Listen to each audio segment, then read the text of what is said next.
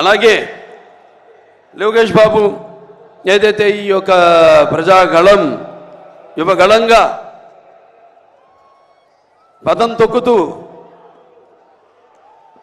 సుమారుగా 3132 కిలోమీటర్లు 226 రోజులు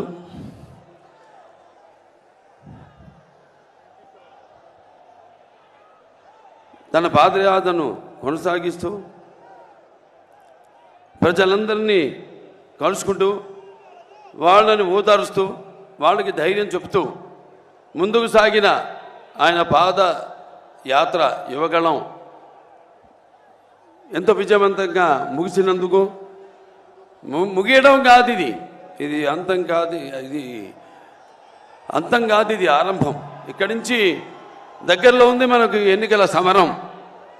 మనమంతా ఏదైతే ఈ యొక్క వైఎస్ఆర్సీపీ ఏదైతే పార్టీ అధికారంలో ఉందో వాళ్ళు చేస్తున్న దుశ్చర్యలకు, వాళ్ళు చేస్తున్న అక్రమాలకు, దౌర్జన్యాలకు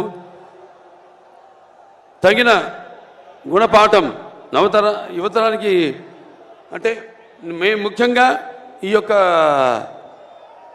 యువ గళం అన్నది, ఈ పాదయాత్ర అనేది యువతరానికి ప్రతినిధులు, నవతరానికి నాయకులు, భారతదేశపు మహాశక్తి అయిన యువతను ఉద్దేశించి ముఖ్యంగా చరిత్ర తెలుసుకోవాలి. ఆ చరిత్రలో నుంచి మనం ఎన్నో కఠిన సమస్యను ఎంత ఎదుర్కొన్నాం, ఇంతకుముందు వాటినైనా పరిష్కరించుకున్నాం.